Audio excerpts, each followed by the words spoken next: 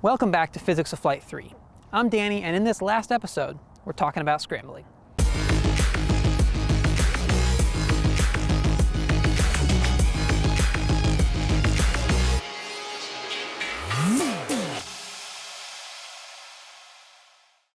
Scrambling is one of the biggest things that separates good players from average players. And that's because being able to get up and down in as few strokes as possible saves a lot of strokes in the long run. Now, the reason good players are good at this is because they've been playing longer and they've had more opportunities to scramble so they can get that practice in. An easy way to jump the gun and really lower your scores quick is to practice those scramble shots so next time you're in a situation, you know what to do. Let's get started with a standstill forehand.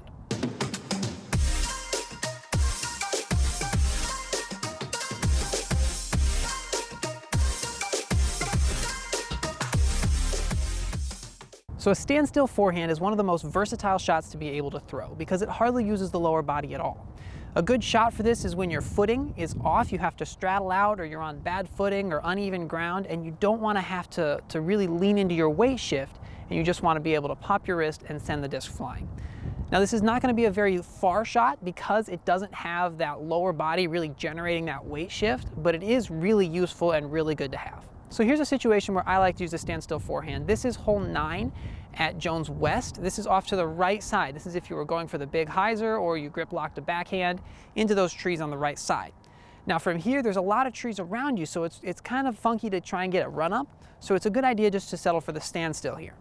Now when I'm throwing a standstill forehand, I generally don't reach for a driver. That's because drivers generally take a lot more power, and I'm not going to be able to generate that from a standstill. So one of my favorite discs to throw is an EMAC Truth or a Verdict, just something that I can pop out there and know that it's going to get some distance before it fades. So if I were going for the hyzer here, I would probably pick my Moonshine Verdict. That's my most stable one, and I would throw it with a lot of spin, fairly flat, and let it just fly out to the left and then work towards the basket. Another good shot to be able to throw from a standstill is a straight shot. This is generally going to be with a less stable disc. I have a bit of a seasoned EMAC Truth or even a putter that I like to use for this shot. This is definitely something that you're going to want to practice because getting that hyzer angle right so the disc pops up to flat and flies straight is very tricky. Another good shot to have is a big anhyzer with a forehand. I use a very beat up EMAC Truth for this, but if you're looking for something that'll fly like this out of the box, you can try an Evidence or a Warrant, something that has a little bit of turn and not much fade at all. So for this shot, the one thing that I'm worried about is flipping the disc over too much and having it cut roll. That'd be a forehand roller, and that's a good shot to have, but not necessarily something that I'm looking for now. So on this shot, I'm going to throw the disc nice and high and throw it flat and trust it to flip over and glide to the left and give me that nice arc towards the basket. So the only time I would reach for a driver on a standstill forehand is if I was going for a skip shot. And this would not go as far as the mid-ranges, but it would be a shot that I'm trying to spin a lot and really get a lot of that spin when it hits the ground. So that's going to cause the front to lift and get that little bit of a skip action. So I would probably use a Justice for that, but I could also step up to something like a Felon if I was looking for that skip. So the real key to throwing standstill forehands is practice. It's not generally something that's going to be as exciting as going out to the field and throwing as far as you can, but practicing these standstill forehands is really going to help lower your scores. You'll find more and more opportunities to throw them on the course, and you're going to be a lot more comfortable when it comes time. So this next type of shot I sort of alluded to earlier, but this is when you throw it actually on purpose. Let's head over to hole 11's fairway for a forehand roller.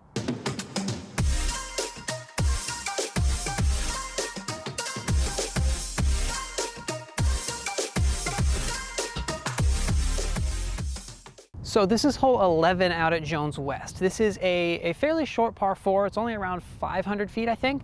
And this is about halfway down. This is not a great spot to be off the tee, but I could definitely be here if my drive hit a tree, or if I was playing Jones Gold and playing the par 5 from hole 10's tee pad, I definitely could be here after 2 shots. But this is a fantastic place for a forehand roller.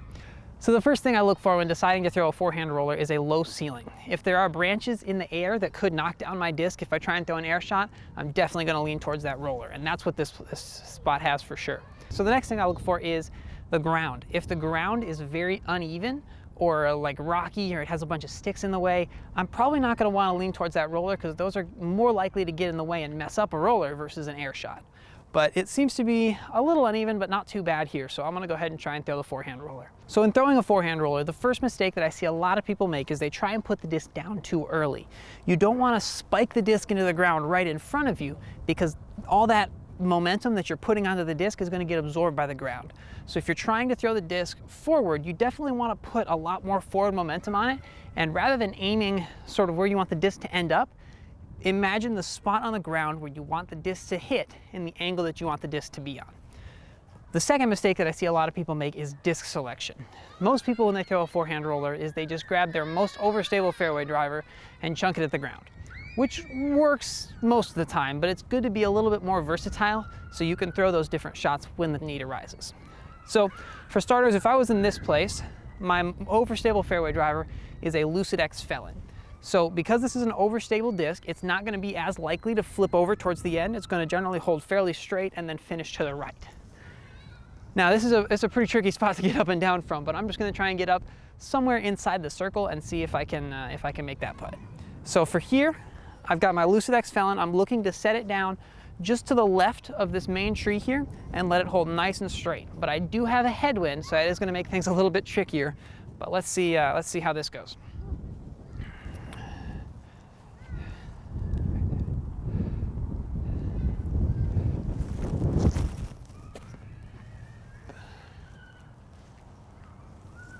Hey, that actually worked really well. All right. So one of the issues with throwing a faster disc like a driver is that it is going to tend to tail off more at the end, like you saw that Felon did. It was going nice and straight, but then because the headwind was pushing it, that caused it to flip over and it finished way farther to the right than something like a putter or a mid-range would. So let's talk about putters and mid-ranges. Mid-ranges are really good to be able to throw that forehand roller with because they're generally going to roll a lot straighter. So they do require a little bit more touch, but they are going to roll generally fairly straight. So if I was throwing a mid-range on a forehand roller here, it's probably not going to reach the basket, but it'll at least get me through the gap. I'm going to pick my Moonshine Verdict. So let's try that.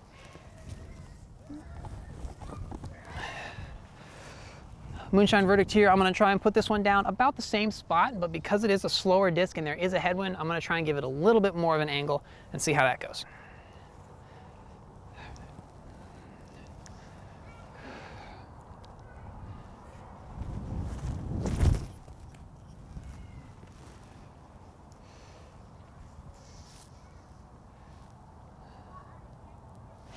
All right, so pretty much the same thing happened to that Verdict where it got flipped over by the headwind and pushed off to the left, but it didn't go as far to the left because it is that slower speed.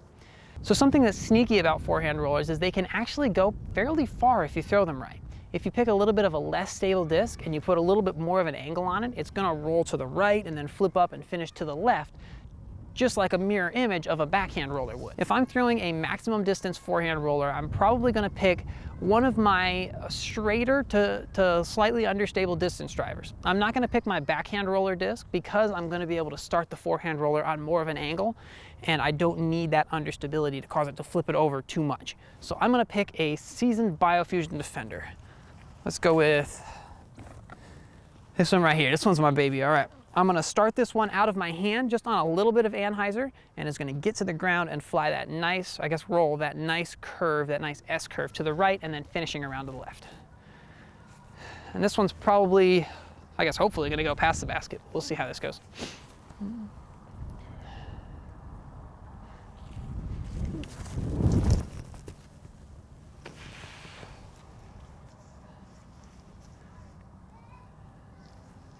Get to the road?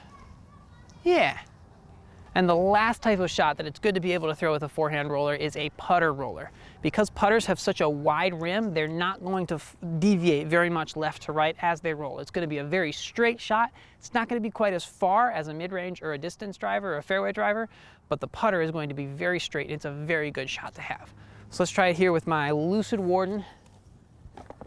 Now, because this shot isn't going to go as far, I'm not trying to throw this one all the way to the basket. I'm probably just trying to get it to the gap, but I'm going to see if I can throw it nice and straight.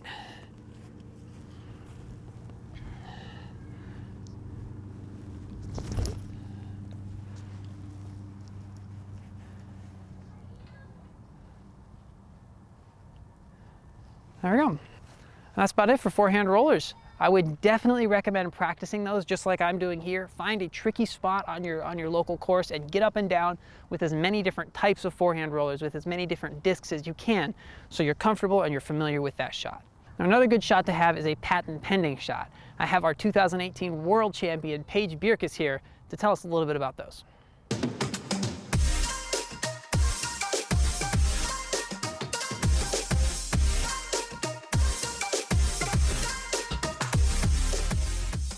So one of my favorite scramble shots that I use a lot, especially on a lot of these courses out on tour that are really wooded, is the patent pending. So what the patent pending is let's say you have your disc and there's something directly in front of you. And if you throw like normal, obviously you're gonna hit your hand. So you put your left foot, or if you're right-handed, and then vice versa if you're left-handed. But for me, I put my left foot behind my disc and almost like I'm straddling out. So like basically the basket's behind me, like I would do a straddle putt. But so for the shot, what you want is basically your back is going to be turned to the target, and by doing this you get the tree kind of out of your way. So if I do a full swing, my hand is not hitting the tree. So I'm going to go over basically 4 different types of shots that I do when I'm in a scramble and I'm using the patent pending. So if the basket is way far down there and I don't really have a clear shot and I'm just trying to pitch out, I'll use my dynamic discs judge. And what I'll do is I'll make sure I get a good reach back, and with the judge, since it's kind of an overstable putter, I'll put a little bit of ante on it and kind of let it glide towards the middle, like so. Hopefully I can execute this. Yeah, so obviously I didn't get very far, but I was in the fairway. I didn't hit my hand and my footing was good. Another shot is, let's say I need the same kind of control, but I want to get a little more distance. I'll use a flippier fairway like the Dynamic Discs Fusion Maverick. And again, with the Maverick, I have to release a little bit of hyzer, but again, I'm trying to do a kind of a full reach back and getting the full throw. And I try to just aim a little straighter than the judge.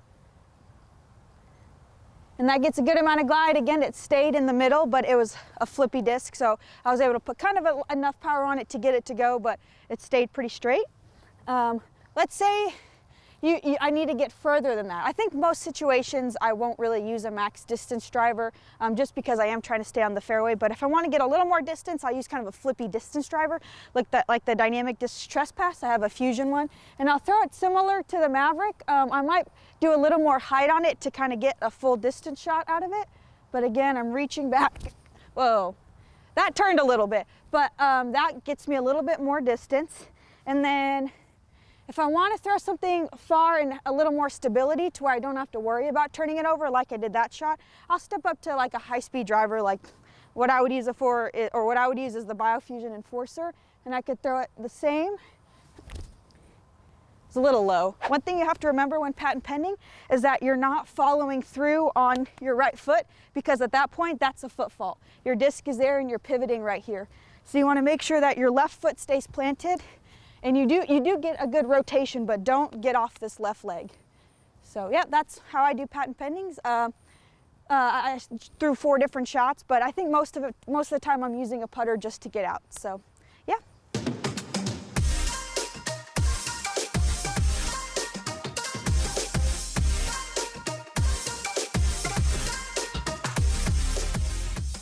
So the last set of shots we're going to look at here are upside down shots. These are admittedly something that I need to work on a little bit more, but these are shots where the disc is upside down and it actually pans while it flies. So first things on disc selection, it's generally better to pick an overstable and flat disc. I like my Lucid X Felon for this because the overstable disc is going to pan slower, which means it's going to get a little bit more distance, a little more forward push before it drops out of the sky. And you want a flat disc because the disc is flying upside down. So while dome usually gives it lift, if the disc is upside down, the dome is actually going to be sort of sucking the disc down. So when do you want to throw an upside down shot? Generally you want to throw a disc upside down when you're trying to get up and over something and you don't need a lot of ground play. Because the disc is spinning in the opposite direction when it hits the ground, it doesn't really roll, it just kind of hops up and flops on the ground. And then because the disc is upside down, it doesn't have any lift, so it's not going to fly very far forward, so you have to give it height to get any distance on it. So you want to throw the disc up and it's going to pan and generally spike into the ground on the other side. This is hole 13 out at Jones West. We're getting about halfway down the fairway. We're only about 150, maybe 180 feet away from the basket. But from here, there's a tree on the right side that sort of blocks off the backhand line if I was just gonna throw a gentle hyzer, and there's a tree early on the left-hand side that sort of blocks off the forehand. So this is gonna be a good spot to throw an upside down shot, and I'm gonna try and demonstrate all three. I'm not the best on tomahawks and thumbers, but I have a pretty decent grenade. So let's see how that goes. All right, so we'll start with the tomahawk because this is the easiest, I think. This is where the grip is very similar to a forehand with the two fingers against the inside of the rim and the thumb grabbing fairly hard on top, except rather than throwing it sideways, this shot is turned to where the disc is almost coming over your head. You don't want to throw it vertical because then it's just going to be a very long forehand roller. You have to start it on a little bit of a turned over angle, so a little bit over your head, and that's going to cause the disc to pan and flop into the ground. Now this shot will hurt my shoulder if I throw it too long, probably because I'm throwing it incorrectly, so that is something to be aware of. I never try and throw this shot as hard as I can, but let's see if I can throw one at least in the general direction of the basket for this shot. The wind generally tends to mess with these more because they're on several different angles, but that's generally a crosswind, so who knows about a headwind? It'll probably flip the disc a little bit faster. Let's go. Oh look, it's way short. Oh, that's so bad.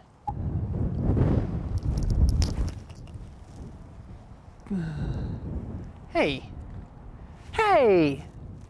that worked out pretty good, all right.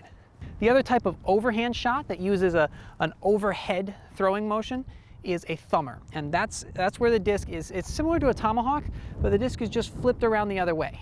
So rather than having the fingers in the rim, your thumb is hooked in the rim, and that's just going to cause the disc to pan the opposite direction. So that tomahawk started out like this, and it panned over to the right, and then came back to the left. Thumber is going to start out like this, pan over to the left, and then come back to the right. Let's see how that goes.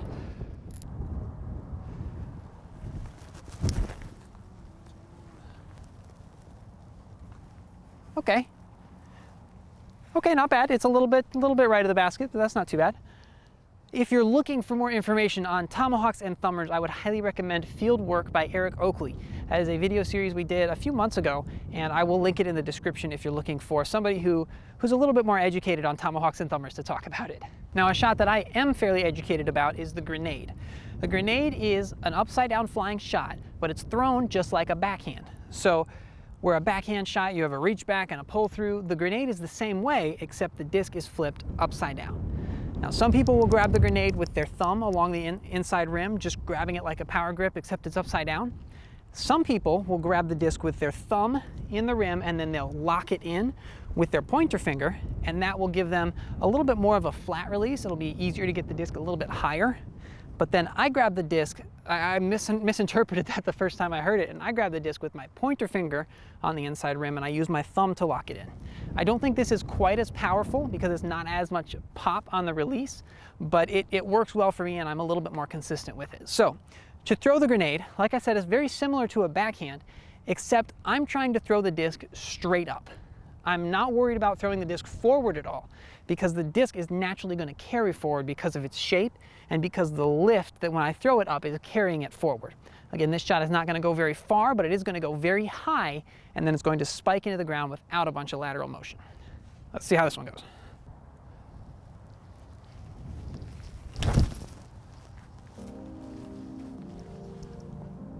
So those are the three types of upside down shots. Those are going to be really great to know if you're on the course and you need to get up and over something, but again, make sure you practice these so you know how your discs are going to pan and fade at the end so you can place them right where you need to when it counts. So that's all for Physics of Flight 3. If you haven't checked out episodes 1 and 2 from Eric Oakley and Robert McCall on forehands and putting, I would highly recommend that. Big shout out to them for helping me out with this. Shout out to Paige Bjerkaas as well for doing a couple of segments on putting and a segment on patent pending. Thanks for watching, and we'll see you next time on Physics of Flight.